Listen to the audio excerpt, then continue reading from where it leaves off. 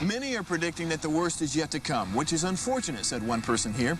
Until now, they've enjoyed the reputation of being the nation's icebox. Watched a burglar in his home this morning by webcam. As a journalist of over 25 years, stories are what make my world turn. Reporting live from the Dallas newsroom tonight, Jeff Crilley, Fox 4 News. But in 2008, I took the jump from my familiar life and started a PR firm from my home. We're talking about anyone with a camcorder like the one I'm using becomes a television network. We started slowly growing the company, and we now have over 100 clients, and we've branched into the world of live digital broadcasting. I now own 8 different TV studios and have a huge team, and the stories that I now get to share are sometimes the most important of my life. Life has a funny way of coming around full circle. This is the Jeff Crilley Show. On this episode, we're going to be talking about battling head trash. And when I think about head trash, I think about the athlete who is pressured to make that free throw, and they've got too much head trash and they miss. And then there are other athletes, Michael Jordan comes to mind, where as soon as it leaves his fingertips, he knows it's going in because he can just visualize that. To talk about head trash and how to battle head trash, Maymi, best-selling author and speaker, thanks for coming on the show. Thanks for having me, Jeff. Now, I should have warned you, there is a gun law, and you're not supposed to bring those in. Well, in Texas, you're licensed to carry. That's it. Heavily armed. Well, you are a best-selling author and speaker, and you go around the country during times when we're not social distancing, motivating people. How did this all begin for you? Well, I've lived the life of an entrepreneur since I was 13 years old. I grew up in Spanish Harlem, a place called El Barrio. And the interesting thing about living in a barrio is that there's only 2 trajectories. Either you fall prey to the environment, or you look beyond it and try to do something special with your life, right? So I was in the latter. And as an entrepreneur of 13 years old, really fighting for the things that I would want, because we didn't have that economically able to afford the things that I would have wanted at the time, I had to go out and figure out ways to make money. So that developed an entrepreneurial flair in me, and over the years, it just expanded into different dimensions and different experiences and expressions. So I'm very familiar with what it takes oftentimes when you're pursuing something that is of a noble cause or high performance or chasing a goal or a dream or a better version of yourself.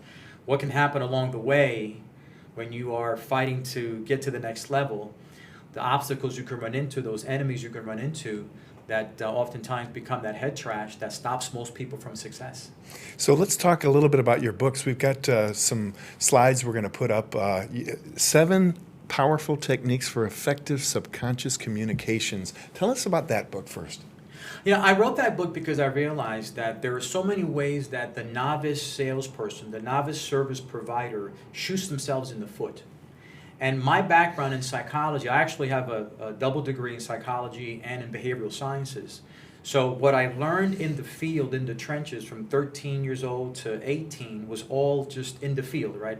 Personal experience. And then when I went to college, I picked up degrees where I learned the academic side of psychology, the way the brain works.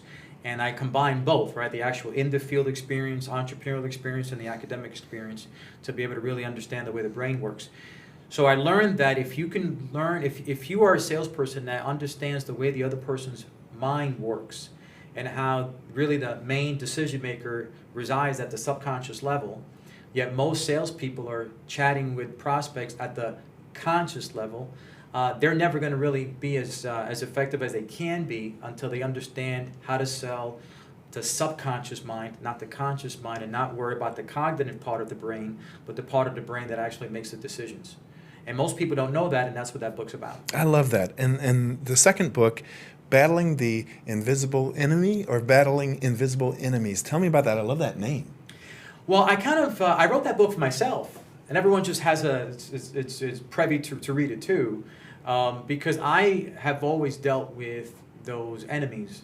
And in the book, I talk about 10 enemies, and it's sort of a downward spiral that ultimately leads to depression, not clinically diagnosed depression, but the depression that most people struggle with when so many things don't go right, and they don't know how to control that downward spiral. And that book is probably even more timely now because of the pandemic. I know, I'm an optimistic guy. I would bounce out of bed every single day. Today's going to be better than yesterday. But during the height of the pandemic, when we're all on lockdown, we couldn't be in our beautiful studios. And I told my wife, I said, I'm just having these little flashes of depression.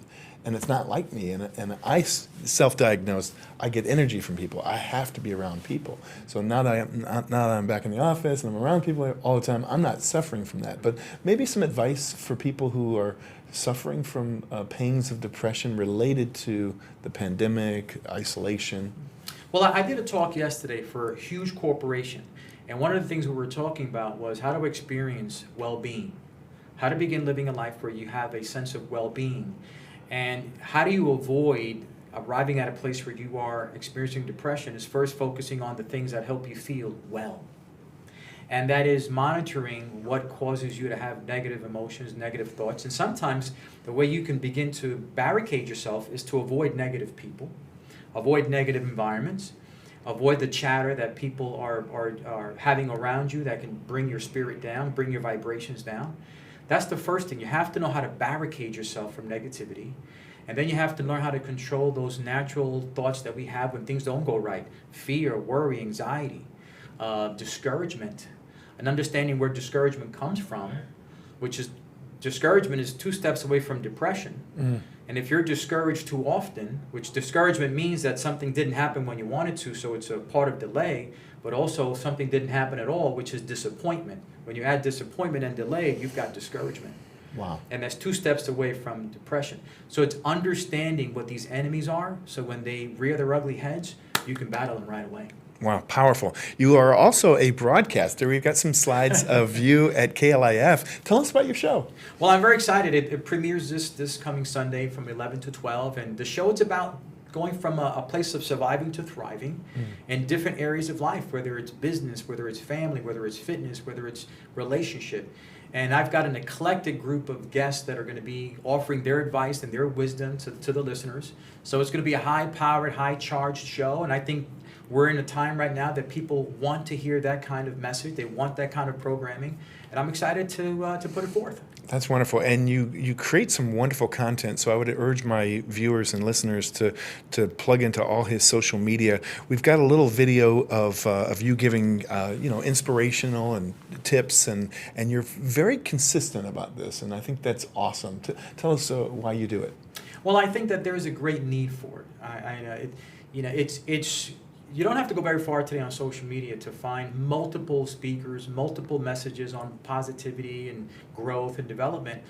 So the question beckons, if there's an abundance of information out there, why do we still struggle? Why are people still challenged, right? So it's not that there isn't enough information, it's that the information isn't, I believe, diversified enough to reach the masses. So I try to carve out my little piece of that and give people my perspective based on my life in a way that it can inspire and encourage anyone who relates to my story. Yes. So my message has always been, like you say, very consistent throughout my last 35 years. That's awesome. You have a very successful financial services business, and you have a coaching business. Tell us about the coaching business.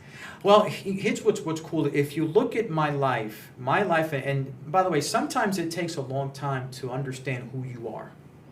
And I wrote a blog recently that I would encourage anyone to visit my website and look at it, because it's one of the most viewed and liked and commented blogs that I've written. And it's also one of my merchandises. It says when you recognize your assignment, when you recognize your gift, you will recognize your assignment will be revealed. So when you recognize your gifts, your assignment will be revealed. When your assignment is revealed, you find your purpose. And through purpose is how you foster passion. Wow. Once I realized a few years ago what my gifts were, I looked back to my entire life and I realized my gifts have been pretty consistent with everything that I've done. In other words, I've stayed on the same highway, but I've created different lanes, but it's the same highway.